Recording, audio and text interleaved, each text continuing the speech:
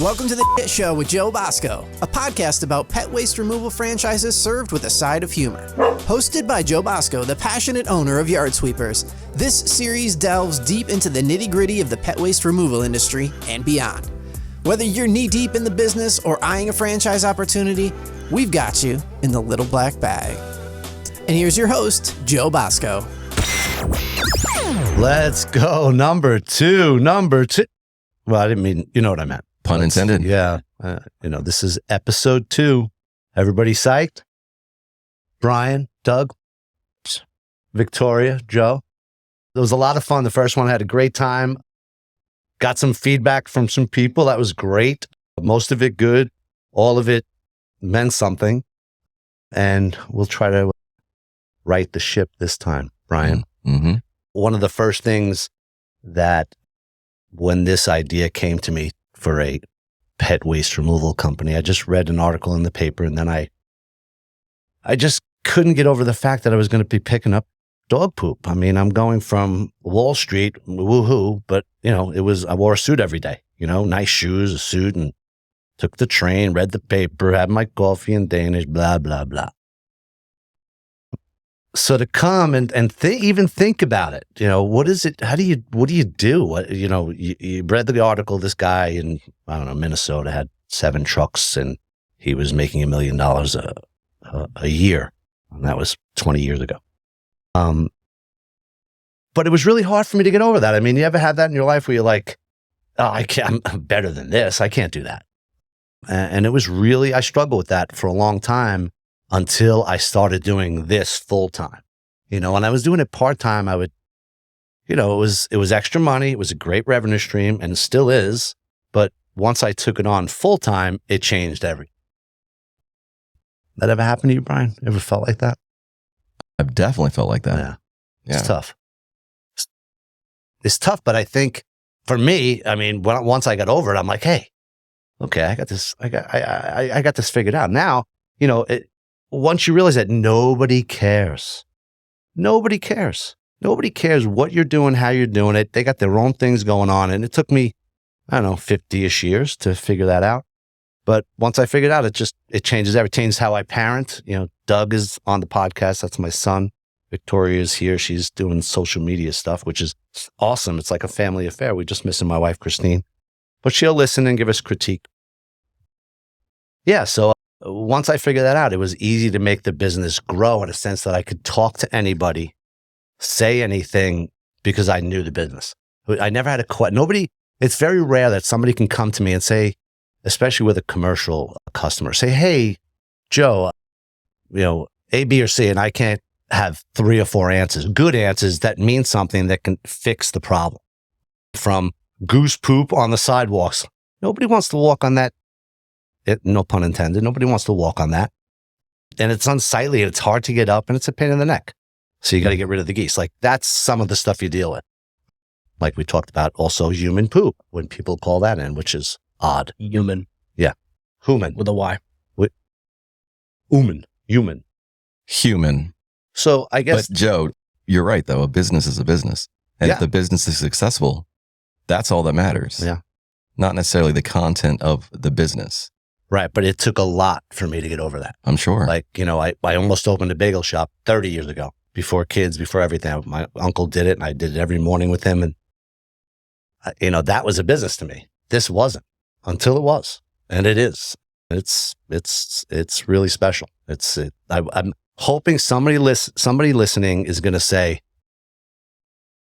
so this guy from Long Island, he's 58, graduated high school, had various jobs, and he's running a business that's a 6-figure a year business. I think I could do that. And you can. Trust me, you could do it. This is simple. If you call me, text me, email me, I will answer your questions, I promise. You could do this. If your 9 to 5 is meh, try this. It works. So, Doug, I do want to throw something at you. So, I think some people that either own this type of business or are thinking about it at some point are going to have this question, and you can relate. How do you clean an apartment complex? Or how do you clean a residential yard? big difference to us, right? Because we know the difference. But somebody that lives in an apartment community is like, well, this is my house. I've always lived in an apartment. So tell me the difference and how you work that in. Yeah, I think it starts by just, you can't get overwhelmed. It's easy to get overwhelmed. You see, I mean, we have properties that are 20 something buildings, right? And you get there and you're like, how in the world am I supposed to clean this whole place? And it's you don't have to clean the whole place. We have a whole system. That's why we have these applications. We have these different methods of making it easier for you to not get overwhelmed. Like, we have our techs walk a quarter of the property every week. Depending on size, though. So if it's a regular property, they walk the whole property every single week. But there are some properties that have 25, like Doug said, 25, 30 buildings. There's no way a human. I think at this point, you're just trying to play up that word. Actually, I wish I was. That would be even funnier. But this is me. Yeah. I'm just a human. Yeah. I'm a human. Do you ever pronounce the H sound? I try. Do you say I talk so fast. I talk so fast that humans. The letters get in the way sometimes, to be honest. And I hate it for people that have to listen, but they'll get over it. You just think too fast. You're too smart. Yeah, well, look at the size of my head. So, wow. Big brains. But back to the question. We have hard copies of maps. You go to a property, you have a hard copy of a map right in front of you. You could see everything, mark whatever you want to mark. And you start to figure out practices that work best for you, If it's Xing off a building every time you complete one, then next week you go back, you hit the ones that you didn't X off, Right. And that's for very large properties, which out of, a couple of hundred properties, we have probably 10 or 12 that we've had to put into a quadrant. So we go once a week. So once a week, you walk 5 buildings. Second week, you walk 5 buildings. Third week, you walk 5 buildings. Fourth week, you walk 5 buildings. By the end of a month, you know where every single pile of dog crap is, because every week you're marking down, building 7 must have a lot of dogs. Holy crap. No pun intended. So, and when you go back, so the next time you go back on your 5th week, you should be able to walk every single spot where you found poop, because you're going to specifically, dogs go in the same spot. I was about to ask that. How do you know if you've walked it? Because you see a pattern, dogs like to return to the same places? Once we do our methods, once we do that, any complaints that come in, hey, this building 7, oh, that was 3 quadrants ago, but I'll go back and check it for you. So it's very complaint-based at that point, because we've done everything. We've cleaned all the poop. You're good. Dogs go every day. So, that's the issue with the size of the property. How do you deal with it when you just finished cleaning up and then the dog goes and the owner just happens to walk out 2 seconds after the dog just right in front of the owner? Does that ever happen? What do you mean? Like if it's their dog? Yeah, let's say you just clean the whole place, right, and then a dog is getting walked the moment you're loading into the car and it poops right in front, and the owner comes out and did you even clean? Right, exactly. And that's happened, especially by the offices, right? You'll get there and you're like, wait a second, I just did this 45 minutes ago. There's no way I missed that. And then you see it's a fresh turd. No, they're turds. Mm-hmm. You pick it up. I mean, you pick it up. That's the right answer. Do all my techs do that? Yes.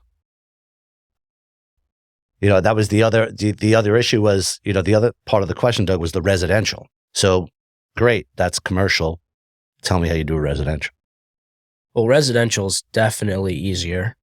I mean, it's either backyard, front yard, both, or, that's it. And you get there, you have notes right in front of you. Like I said, we have applications that will tell you everything you need to know when you get to the property. If they want you to knock, if they want you to text beforehand, whatever. Some of them don't want you to do either. You just walk back in. You just walk into the back. But the big thing is grid walk, what we call it, right? Walking the grid. So when you get into the backyard, you walk slow. You can scan with your head back and forth. We say you can see about 6 feet, 3 feet on either side. 7 feet each way. So you're kind of scanning and you're walking a grid you're almost snaking it. If you remember that game with the snake and you had to keep it alive without it hitting it, without it running into itself. Right. I definitely remember that game. It was very frustrating. Yeah. But and if you do it, if you do it that way, you shouldn't get. I think if you're a franchise, if you're watching this and you're like, I looked at that franchise fee, I don't know, I'm not sure. I told you guys there are discounts available. But my bigger point is the information you just heard that Douglas talked about and I talked about are going to be the most important. That probably will be the most important question you have, whether you open a franchise in Utah or Fayetteville or Wilmington or New York or anywhere that you're thinking about. Those two items that you just heard are game changer, because you want to chase the commercial work because that's where your money is, but you have to have the residential work because it's a constant revenue stream. That revenue stream never stops, and people need the service. They love the service. My customers right now, if you called any one of them, would I be wrong, Doug, if I said you call any one of my customers, they're going to be like, oh, that's the service. Don't use anybody else. Now, are we the cheapest? No. Are we the most expensive? No.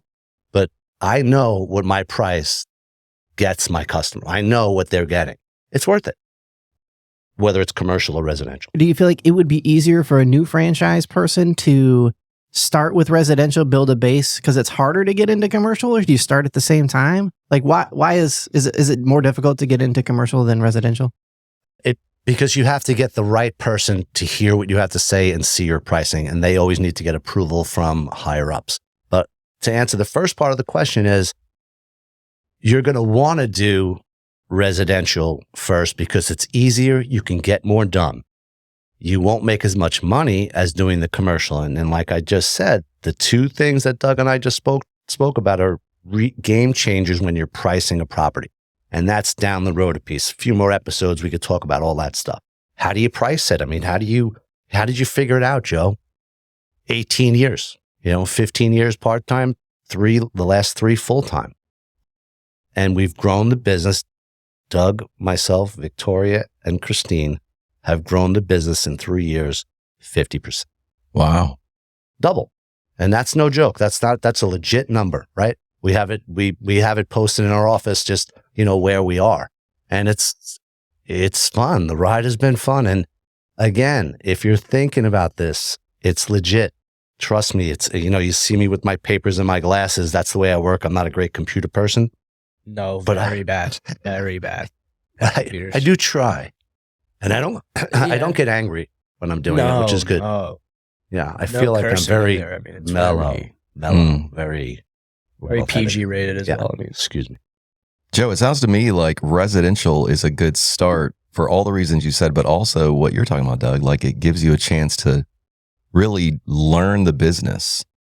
Walk that grid. And walk that grid. Yeah. I mean, you do that at apartments too. Dog parks, walking the grounds, you walk the grid there too. It's all about covering as much ground as you can. Right. 99.9% of the ground you should be able to. Yeah. And one of the biggest thing is walking the grid. And the first month of a new property is you walk that thing fully. You spend the extra time. So when you go back, you've marked that X and that dog's within 10 feet, he's going to the same area. That smell is still there from before or this morning. And that does make our job a bit easier. But Doug's right. Overwhelming is a really good word for a tech. When they pull up when their route has 8 to 10 apartment buildings in one day, they're like, what? Until you figure it out. If you just listen to the simple directions, it works itself. It just does. I can't say more about that, but part of us selling a franchise is like I said on last episode, is you get the whole team on our end. Doug, myself, Victoria, Christine. Any questions? Social media, billing, tech in the field, sales. Those are the 4 main categories you have to have, and you gotta wherever your sweet spot is. If you're doing sales, it better be your sweet spot.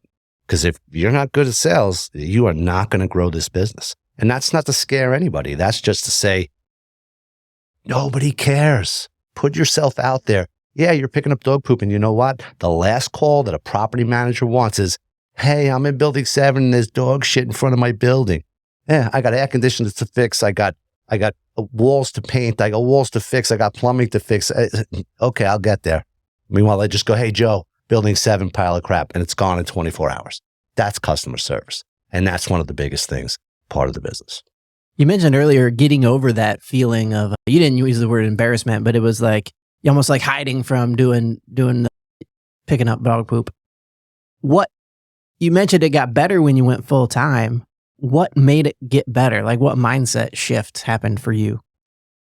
For me, the problem was early on, I had a couple of people, and this is Joe in a nutshell. A couple of people made negative comments when I shared with them what I was doing on a part-time basis, my part-time hustle away from my main job. There was a lady at church, and I knew she came from well off. She had family money. It was old money, I like to say. And I was hesitant to say it because I knew she was going to judge me when I said it. I don't know how I knew that. There was nothing that the woman or person did to make me feel that way other than knowing the person.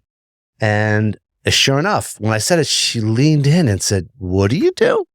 And I repeated it, and she had this dazed look of, I want to giggle because I think you're joking, because I don't think you can make any money by that. And I think it's lowering us. Like I got all these emotions from this one comment, and it lived with me for a long time. So to answer your question, Joe, what changed for me was getting sick. And when I got sick, it was serious. When I got better, I realized that nobody gives a shit. Nobody cares. Everybody's got their own thing, and just focus on what you have to do. And I just, from that moment on, I focused on this business and getting my family involved in it, because I grew up, I didn't grow up a wealthy person. We grew up, my dad had jobs and paycheck to paycheck, and it was great. I loved my childhood. I wouldn't give it up for the world. But seeing what we've done and putting the whole family involved in it, it's a game changer. When we sit down and talk, or we go somewhere, it's constantly part of the conversation, and it's always a healthy conversation. There are worse things to talk about, So it's a healthy poop conversation. Yeah, there's nothing wrong with a healthy poop. No, what color is a healthy poop? Brown, I would say. I think it's light tan, actually. If you look it up, if you Google it, if you Google that shit. No, I'm just kidding. There are 4 C's, by the way, when it comes to researching dog poop. Color is one of the 4 C's. You can tell if a dog's ill or not. Content. Color, what's content. inside of it. Okay. The other 2 have escaped me. So, Doug, I know when you got out of school and you weren't sure, what path you were going to take, and I laid it out. I said, look, you do not have to do this. This is only if you want to, but it's a growing, successful business. But it's dog crap. If you don't want to get involved, you shouldn't. And he really thought about it. He went to school and did everything he had to do. And still he came out going, through COVID. And I know that had to be so difficult going to school through COVID. But did you have any of those emotions? Like when you, wait a minute. So it sounds great, Dad, but. Yeah, I'd be lying if I said I didn't feel the same way, What do you tell people? Well, what do you do? I pick up dog shit.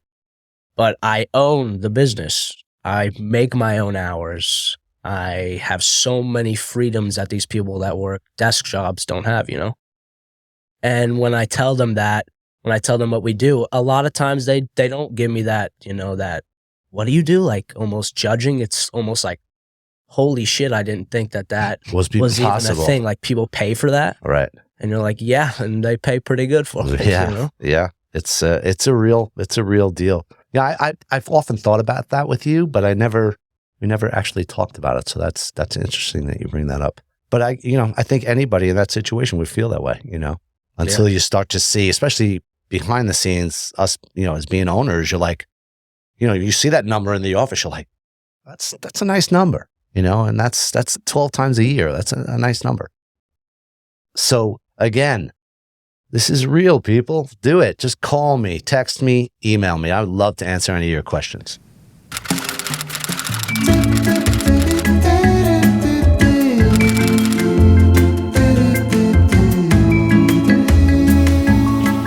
So when a the big day? August 1st, 30 days away. Congratulations. Thanks. So today we're going to be looking at an apartment that includes all the amenities that you guys asked for. Do you have a washer and dryer? No, we do not. That's okay. We have facilities and you can also rent from us. Oh, this is one of our residents, Howard. Hey, how you guys doing? Just out here taking Regis and Kathy Lee here for a walk. Yeah, and I'm just showing them an apartment today. Oh, great. That means the three of us need to probably find a new spot. All right, see you later. Oh, this also reminds me, we are extremely pet friendly. Do either of you have pets? No, we don't. That may change as soon as you move into this community.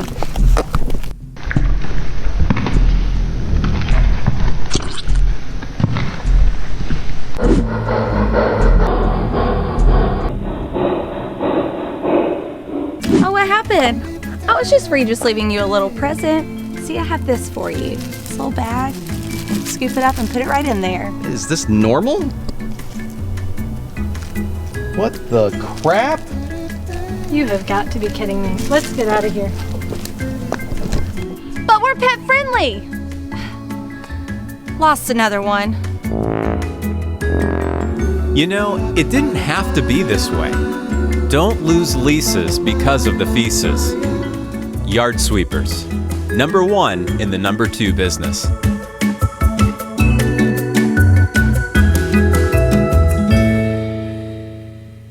All right, I have a question for the two of you.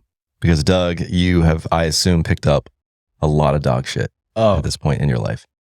And Joe, although you're now a bigwig and probably don't do the lowly man's work anymore, you did for years, right? Yes. Are there tools that help you? Are there tricks?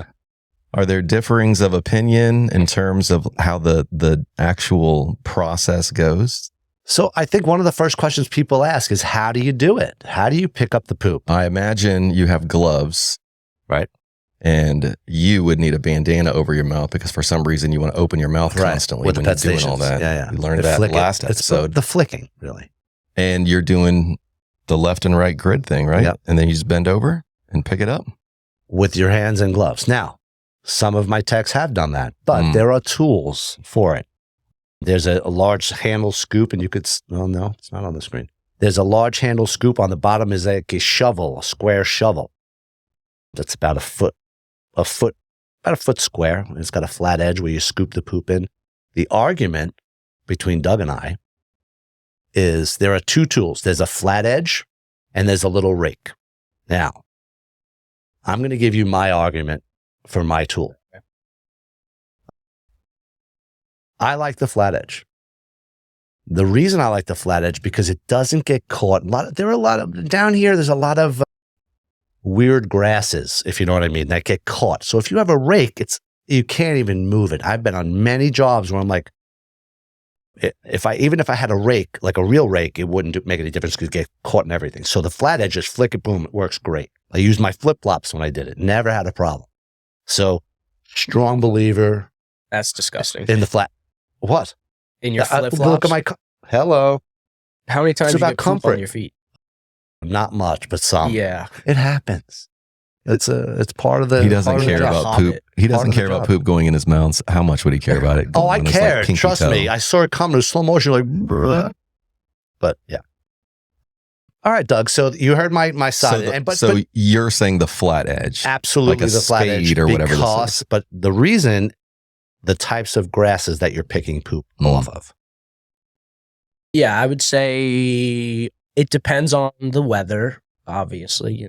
You got cold poop, it's easier to pick up in general, but I would say difference between spade and rake is spade is about 2 times smaller. So if you have big piles of poop, you're going to have to be.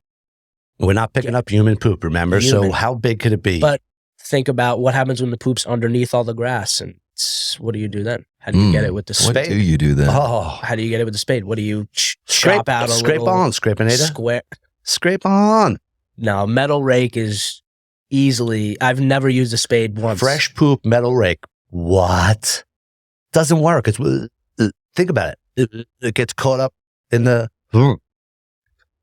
I think the sound effects are probably my favorite part of this debate. But come on, who's winning this debate? I think I'm crushing here. I think you have to be out in the field and doing it. And I've been doing it. Here we go. Last 2-3 years. So he hasn't been out there, and the tools have. Listen, man, updated. poop has changed. The poop has changed, Joe. Over the past couple of years, dog poop has changed drastically. This ain't your granddad's Dogs are poop. eating Doug. totally different things. now. Wow. Tell me why the rake, though, is better. Like, what do you like more about the rake? Like I think it's easy to, especially with grass, because most of the poop is in the grass. You're not picking up a lot of poop that's not on the grass. I would say just the actual pieces of the rake going through the pieces of the grass, and it's just you're dealing with a lot thicker, tougher grass. That's my argument. Because it's curved. Yeah, it's curved. And the spade is not. Okay. Here's the thing. Tell me, and be honest, how many times have you, with your little rake, flicked it and it flicked way over the top of the thing? I'm a onto professional, bro. That doesn't happen. I don't miss. Okay, I don't we've talked miss about the whole scoop. bro thing. I'm still dad, not bro, so no bro. I'm an assassin. Oh, you're an assassin. He's a of poop shit. assassin. Got it. Yeah. Got it. Yeah, Got it. Assassin. That's interesting. So, Joe, when you flick it with the spade, you can control it better? It doesn't flick as flexible flick. It's not that's a flexible flick with the rake. This is not a flexible flick.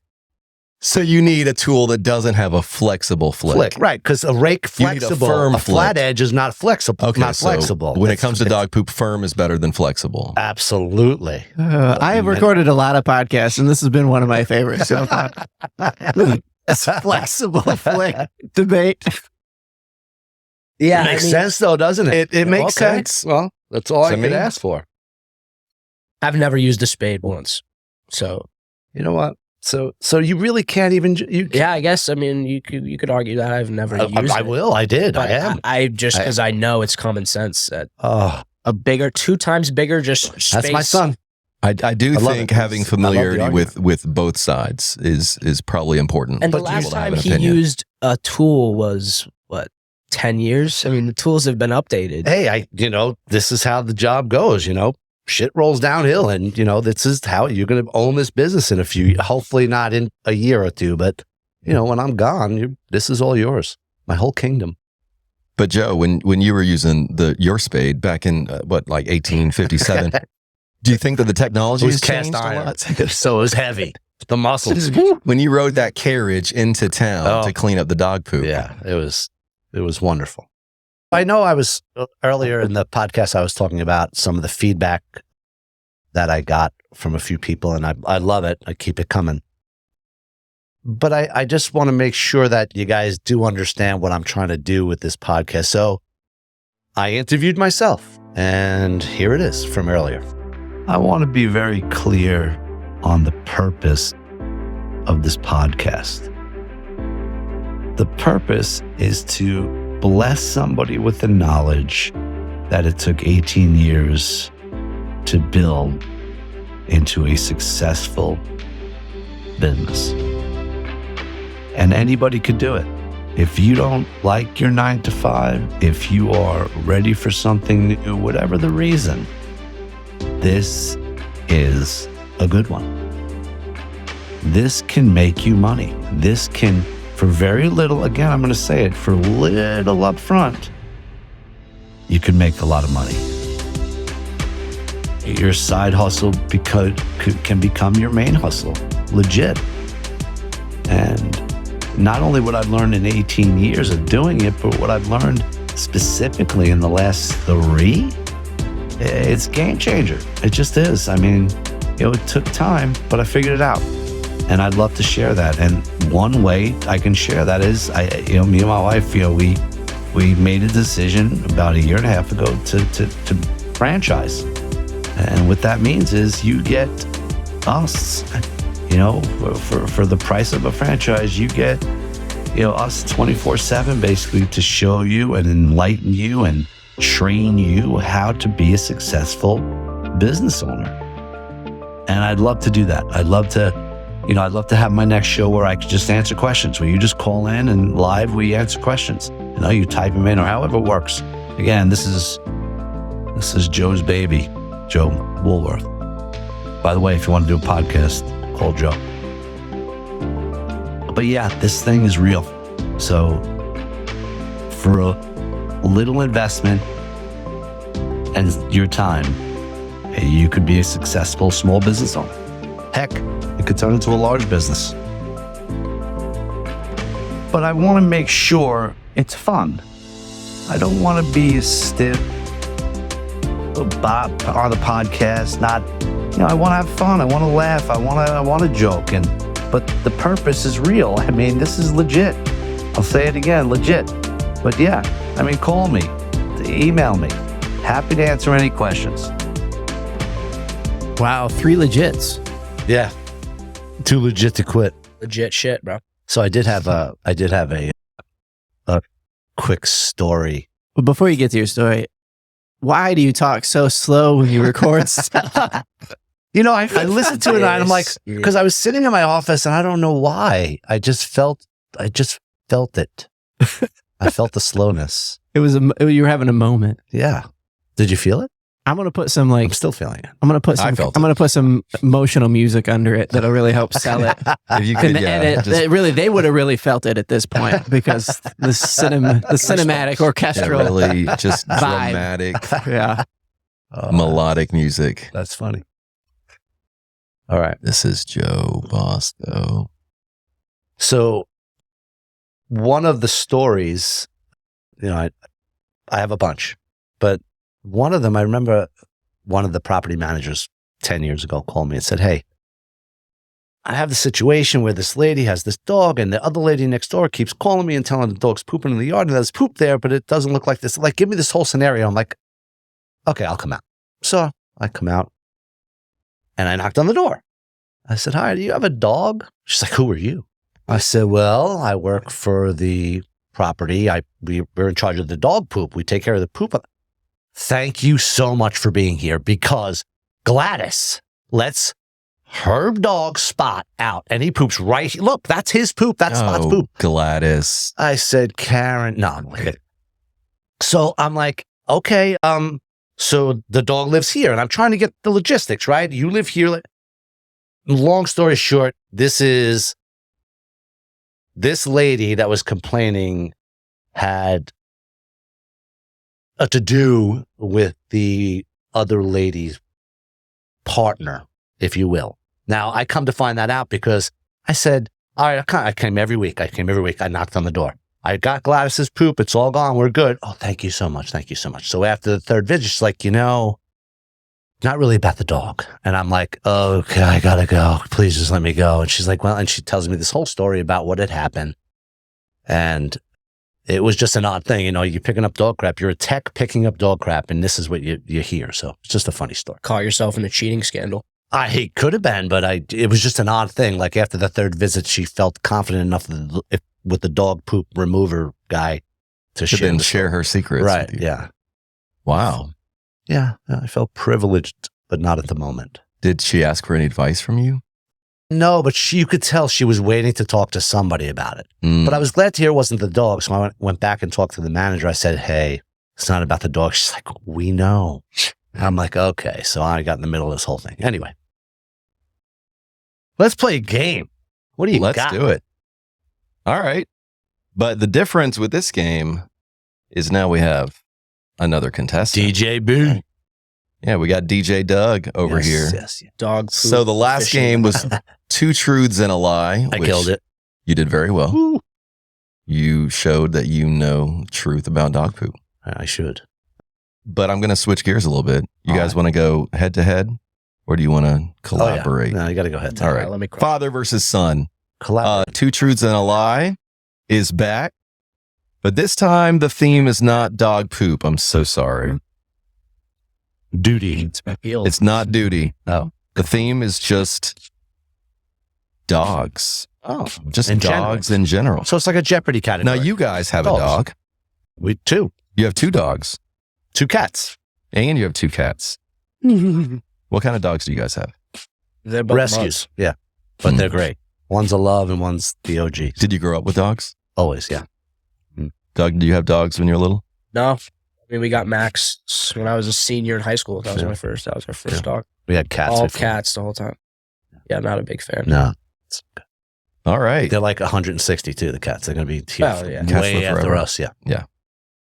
All right. So this is just going to be general dog knowledge, just interesting How does it facts go? about what are we dogs. So doing? I'm going to share 3 facts. Okay.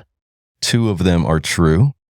Okay. 1 of them is not true. We have to guess which one is not true. You guys can debate with each other, Yep. and then you each are going to have Oh. to guess which one you believe is not true. And so if we your can guess talk is the about same, why that's- we think it's. Sure. All right, Let's see how this goes. Okay. Okay. I got this. All right. Interesting dog facts, courtesy of the internet. Fact number 1. A bloodhound's sense of smell can be used as evidence in court. He's taking notes over here. You can't. You're not going to be able to remember the No, first I'm one. going to lead you down a path, and it's not a good one. Mind games are already being played. I love it. I'm going to secure my answer right away. What? Oh, Once A okay. bloodhound's sense of smell can be used as evidence in court. Got it. Fact number 2. A greyhound could beat a cheetah in a long distance race. A greyhound could beat a cheetah in a long distance race. And fact number 3. 3 dogs survived the Titanic sinking. Whoa, this is tougher than 3 First dogs episode's survived the question. Titanic sinking. Well, here's the problem. Titanic, all the ladies got in the boat. Oh, I need Fluffy. So there's a chance one got I through. don't even think they were allowed to have dogs. I think it could be a trick question. I think there's a trick question in there. I'm not saying it's that one. I think the first one's for sure true. Wow. Like you're going on record right now. I think so because I think so. They use dogs. Okay, so I'm going to argue the other 2. Hear me out. Greyhound, that's what they do. They race, they run, speed. Look at them. They're gazelles. I mean, they're going. Cheetah, I mean, yeah, because they have to survive. I get it. Claws in the ground, they get speed. But greyhound, long legs, longer legs than a cheetah for sure, I think. I'm saying cheetah is definitely faster than a greyhound. I got that. I'm saying that one's false. That's the one. That's my answer. Oh, so there's only one. There's 2 false ones. No, 2 truths and a lie. That's the game. That is correct. I stated. I'm sorry. I didn't know I needed to just restate the basic mechanics of the game. So Wait. I just gave 3 facts. 2 of them are false. absolutely Okay, true. I got it. 1 of them is false. Okay, You have so you're to figure saying, out which one is Titanic, false. no dogs. You're sure of that? Like I'm that's not, a lock. I'm not sure. That's the one I think is the think trick. both of them. I think I could argue both, but I think But the Greyhound thing is in a distance race. Like So you think I'll- about a dog race, they're not like running 3 miles. It's not like they're running a short distance. Right, we're but the saying fact it's is- sprint. Cheetah's going to get the food fast. Like what? I thought You a know- cheetah was like known fastest animal on the planet. Yeah, Not I even think you're close. right with that. Okay, so we'll go with that. Yeah, if a cheetah can get up to 88 miles an hour, then it can travel through time. That's true. Yeah, But It's an amazing cheetah. could the dog Titanic thing? Could I reread the cheetah fact just Okay. so we're clear? Because it didn't talk about any food or anything. A greyhound could beat a cheetah in a long distance race.